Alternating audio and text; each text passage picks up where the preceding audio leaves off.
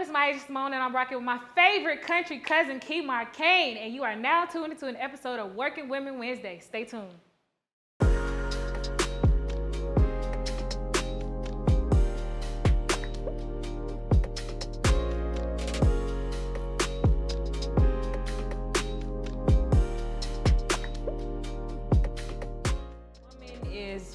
It's a powerful word. Why? Because we're not simple, we're more complicated, but we have a little bit of simplicity, but it's just like full of emotion. We're the drive and the push behind a lot of things that go on. Right. We're driven, we're emotional, ambitious, and we pretty much know what we want. Like I think most of the time a lot earlier than most men, and that's another thing that makes us beautiful inside and out. Nothing can get done without us. Like, and I say that in the most humble way. Yeah. In the most humble way, because I feel like if you take women from this world right now, y'all will be running around like chicken with their head cut off. Yeah, that's a fact. That's a fact. So I feel like womanhood is more so, even though it's hard to, well, in this time now, it's hard to get women to come together and work as one. But that's because our brains are so dynamic and we're so powerful and strong on the inside, and we know, like, we have different perspectives. But for the most part, if you put us all together in one room, we can make some things happen. I would say stay true to yourself, stay true to yourself and don't sell out over whatever the latest trend is or, what society has you thinking. If you're a person like, I don't know why the first person that came to my mind is Tokyo Vanity. She's someone who is comfortable with herself, even though her image is not what most people would expect in the limelight or anything like that. I feel like when you're comfortable with who you are, then you're gonna immediately set yourself apart from everyone else. So I think the number one thing is to stay true to yourself. And I know that's cliche. I know it sounds cliche, but it's something that is definitely needed, because when you try to change who you are and tweak certain things, you become unoriginal, and I just feel like that's the number one thing.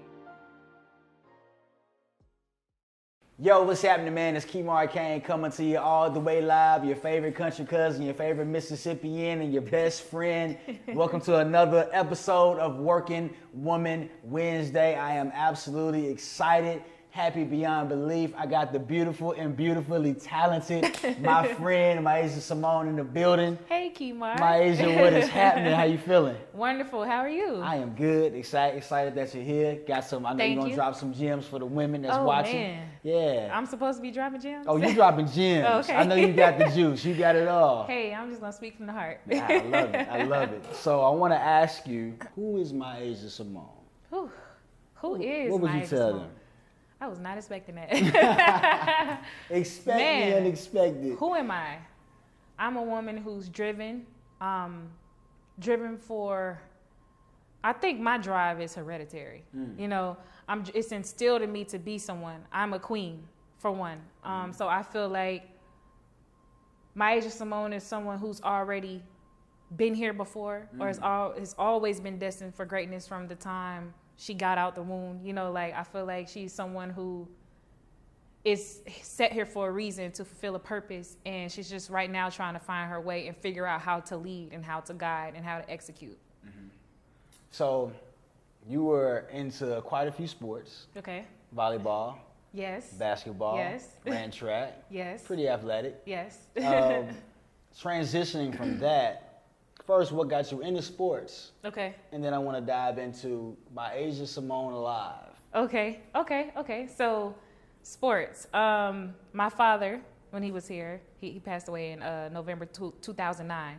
But growing up, he was always an athlete. Always a health kick, always competitive, racing his brothers and sisters and friends in high school, breaking records in high school and track and stuff like that. So, he, like, growing up, he always instilled that in us to work out and things like that. So he bought a daycare center, him and my mother, and they had rec league teams. So they had a cheerleading team, basketball team, football team. And, just growing up in that daycare center, when they bought that daycare center, it was almost like you didn't have a choice but to pick a sport. because they were always around it. You're always around your parents and what they're doing. So I decided I was like, I'm a cheer. I want to be a cheerleader. I was like, I saw the pom-poms, I saw the cheers and the chants. I said, okay, this is what I'm going to do. So I get out there, I cheer a couple of games. I'm standing on the side, but I'm seeing like somebody shoot a 3 and the crowd going wild. I said, no, I want to play basketball. Let me get out there and try to figure out how to shoot. Yeah. So I was like, this cheering thing isn't for me. I did it for a year. That was 8 years old. And then from then, basketball just stuck. And then basketball led to track. And so it was really my father who was my first coach. And then that led to middle school, high school, college. And yeah, that's about the furthest I took it. How big, and sorry about your father. It's okay. How big was his influence on your life even now? Oh man, I feel like I am the female version of him. I feel like, and everybody can tell you that. They're like, man, you're just like your dad. He was always so driven, always counting numbers, like walking around with a calculator, making sure like, I made this much this week. Let me make sure, man, like, do you know if you break it down to $1 million a year means you're making this amount a month and this many days? Like, he used to break the numbers down. So speaking those numbers kept him driven, because he always set a goal like, hey, I want to be on the Forbes list. I want to be, the first one in my circle, people that I know on that Forbes list. And he never really made it there, but his influence that he had on others, and including myself, was just phenomenal. So I think he lives in me, and I can hold on to everything he taught me up until the age of 17. Wow. And he's actually the main reason why I am so driven, because I feel like I want to finish what he started. I love it a lot. So from 8 years old, from the pom-poms to the basketball, the track, so on and so forth. MiAsia Symone Live. Yes, MiAsia Symone Live. How was that birthed?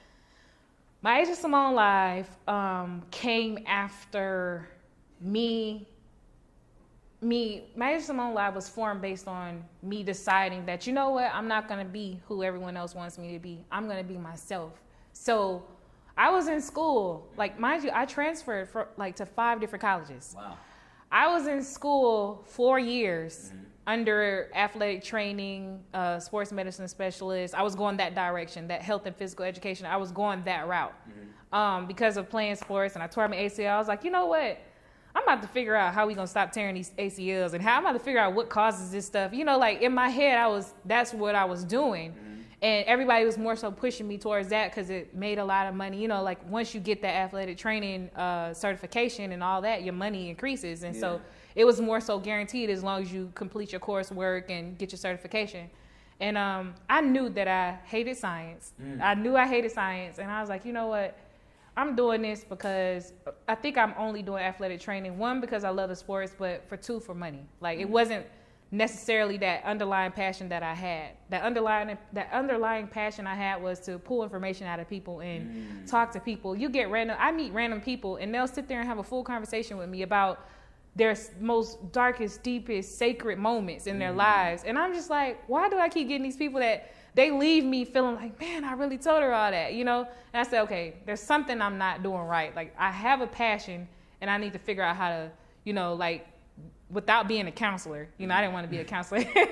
I'm like, I got to figure out how to have fun and make it work at the same time. So that's when I ended up, getting into the interviewing and, trying to get comfortable with that. Because that wasn't easy. Yes, I'm natural, but at the same time, my first interview was horrible. It's so funny because my first interview, JR the Star, he was an indie artist at the time. That's how I started. I started interviewing indie artists, and JR the Star was my first interview ever. I'm in front of the camera sweating. I'm sweating bullets, stuttering over words, telling the cameraman, stop, hold on, let's redo that.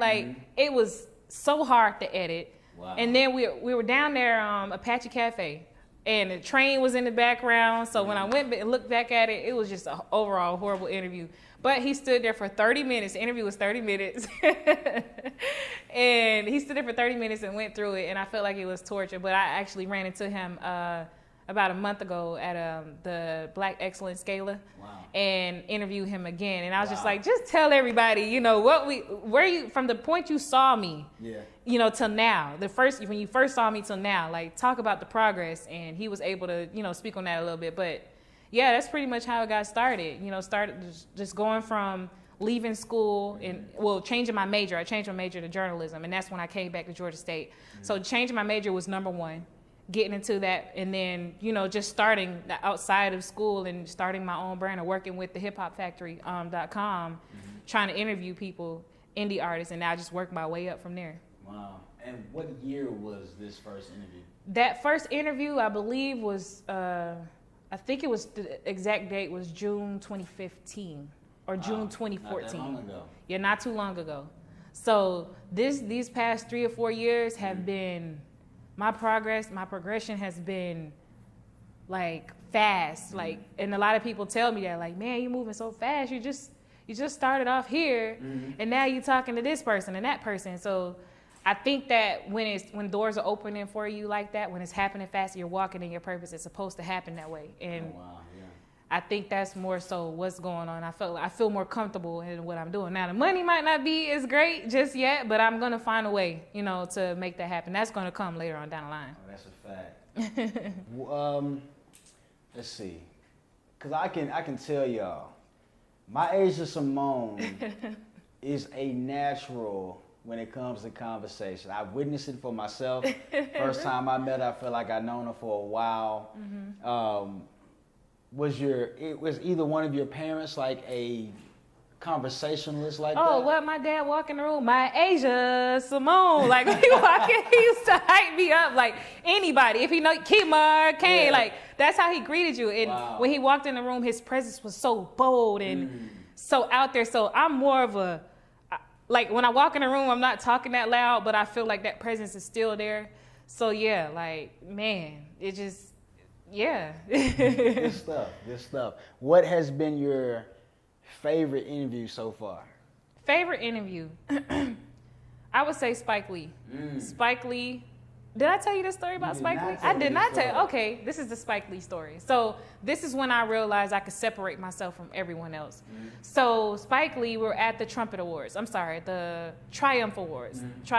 And he was being honored. Him, Jermaine Dupri, a lot of other people. There's maybe 5 or 6 of them being honored. And I'm like, all right, we get there. We're under, at the time I was working with Sweet Candor TV, and we didn't have a spot on the carpet. Like, when I got up there, they had a little piece of paper, but it was like everyone else, you know how you have an 8x10 piece of paper? Ours was kind of non-existent. It was like a little Sweet Candor TV next to Baller Alert, Shade Room, you know, next to all these big other big outlets. Yeah. So I was kind of like, all right, where are they placing us? So they placed us on the end of the carpet. Like, majority of the carpet was lit up. At the end, there wasn't much lighting. You know, it was more cramped up. And I was like, okay, so I'm gonna make the best of this. You know, I'm gonna try to figure out how to get these interviews, you know, the best way I can. So I'm kind of like down in spirits at the same time, not, because I'm like, okay, the little faith that I have is like a little mustard seed of faith that I had. I'm like, this is gonna turn out the way I want it. So Spike Lee is walking down the carpet. He's got a stale face. He doesn't want to be there. Everybody keeps asking, how are you? I hear them asking, how's it feel to be honored tonight? What are you looking forward to seeing tonight? And you know, celebrities get tired of hearing that same question going down the carpet. So I said, you know what? It's dark down here, but I'm going to try to get my cameraman to hold my cell phone light up, you know, because I don't think we had the LED light at the time. So we were about to make this thing work. Yeah. So he gets to me, and I'm like, Lord, what am I going to say to this man? Like, he's dull. He's giving everybody these dry interviews. But at the same time, I'm just trying to figure out how to be different. So he's walking down. Last person asked him, how's it feel to be honored? He was like, you know, saying what he's saying. And I was like, you know what? As soon as he stepped over, when he stepped over, I said, is there any luck with Ray Allen coming to the Knicks? That man's face lit up. Like, he wanted to talk about that. I'm talking about everybody's LED lights immediately came to me.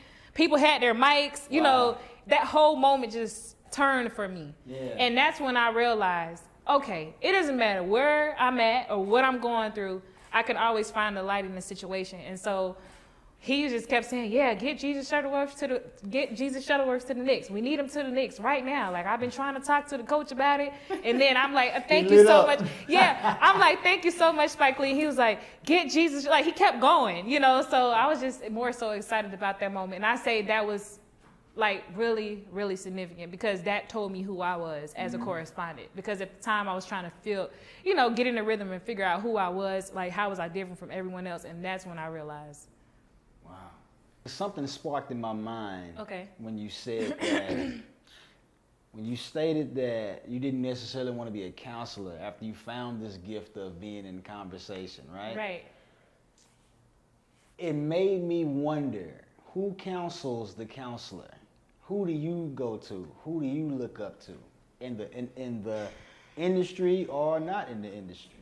In the industry, this industry is changing so crazy. A lot. I don't feel like there's any role models left. None. Like even your biggest of the big influencers, like if y'all name Jay-Z, and none of those people like really inspire me. The only thing that looks inspiring may be, oh, they got this $1 million, $2 million house, $3 million, $50 million house.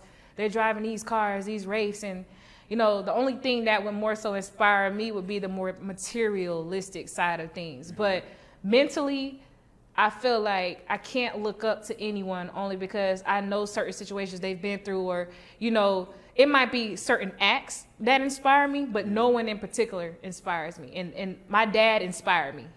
To me, he was my role model because he kept me aligned. He wanted the best for me. He went hard for me. He loved me so much.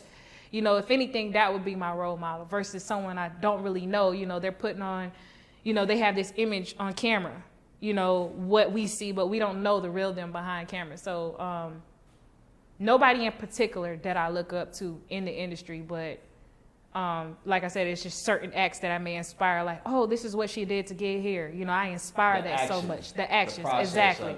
The process, exactly. That's what inspires me, the process. I love it. Are you enjoying your process so far? Am I enjoying it? Yes and no. It's so bittersweet. It's so bittersweet because I'll smile and feel good on the inside one day, and then I'll shed some tears the next day. It's more bittersweet because it's like what has to be done, where you're trying to get to, and you have to take the good with the bad. That's the only way. That's just like you have to take failure with success. You have to be. Nothing is one-sided. You have to be able to take both. And so, yeah. What I want you to look into this camera. Okay. And I want you to share some words of encouragement to any of the ladies out there watching, or anybody that's out there watching.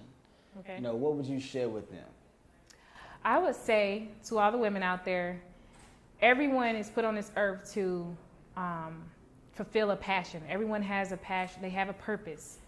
I say figure out what that is and execute it. Take it. If you feel like it's something you're good at, don't give up. Stay consistent because God just wants to see, if you're willing to put in the work. He's not going to just give you a talent or just give you something. He already gave you the gift, but he's not going to give you the skill set. You have to acquire that and learn it and perfect it. So I feel like whatever it is you're good at, it could be hair. If you're doing hair, you're doing nails, become the best hairstylist, become the best nail tech. Whoever you are, I could just say don't steer away from it, or don't get discouraged if it gets a little rough. Like, keep knocking on doors until they open, because eventually one of those doors are going to open for you. And so that's what I would say. Love it. So what is actually next for MiAsia Symone? I'm starting in sports radio. I want to be able to be one of the first to market myself in 2 markets. Like, most people pick sports and stick to that. You see the same sports analyst, that's all she does.